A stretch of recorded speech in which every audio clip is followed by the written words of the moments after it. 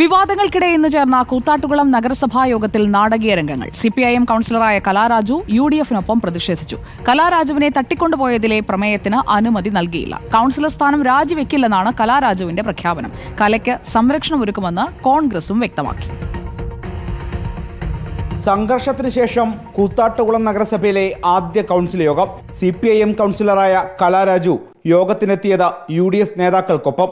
കഴിഞ്ഞ മാസമുണ്ടായ സംഘർഷം ചർച്ച ചെയ്യണമെന്നാവശ്യപ്പെട്ട് UDFന്റെ അടിയന്തര പ്രമേയ നോട്ടീസ് അനുവദിക്കാനാവില്ലെന്ന് ചെയർപേഴ്സൺ. പിന്നാലെ പ്രതിഷേധം.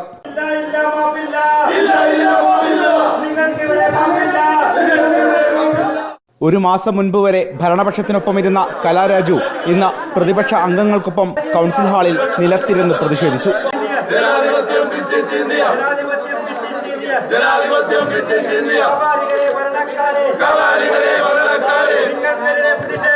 അതിനിടെ ചെയർപേഴ്സണെതിരെ അധിക്ഷേപ പരാമർശം നടത്തിയ പ്രതിപക്ഷ കൗൺസിലർക്കെതിരെ പ്രതിഷേധവുമായി ഭരണപക്ഷവും രംഗത്ത്.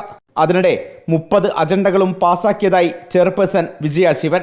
മനസ്സ് പ്രതിപക്ഷത്തിനൊപ്പമാണെങ്കിലും രാജിവെക്കേണ്ടതില്ല എന്നാണ് കലാരാജുവിന്റെ നിലപാട്. അവരോടൊപ്പം ഞാൻ പ്ലാക്കാർഡ് പിടിച്ച് നിൽക്കുന്ന എന്താന്ന് ചോദിച്ചു. എൻ്റെ വിഷയത്തിൽ UDFകാർ അങ്ങനെ ബലിയാടാകേണ്ട കാര്യമുണ്ടോ? എനിക്ക് അവരോടൊപ്പം നിന്ന് എൻ്റെ കാര്യങ്ങൾ, ഞാൻ അനുഭവിച്ച കാര്യങ്ങൾ എനിക്ക് വ്യക്തമായിട്ട് പറയാനുള്ള ഒരു സ്വാതന്ത്ര്യം എനിക്കില്ലേ? ഫലത്തിൽ 25 അംഗ കൗൺസിലിൽ ഭരണപക്ഷത്ത് 12 പേർ, പ്രതിപക്ഷത്താകട്ടെ 13 പേരും. അവിശ്വാസ പ്രമേയം ചർച്ച ചെയ്യുന്ന കാര്യത്തിൽ ഹൈക്കോടതിയാണ് അന്തിമ തീരുമാനമെടുക്കേണ്ടത്. റിപ്പോർട്ടർ, കൊച്ചി.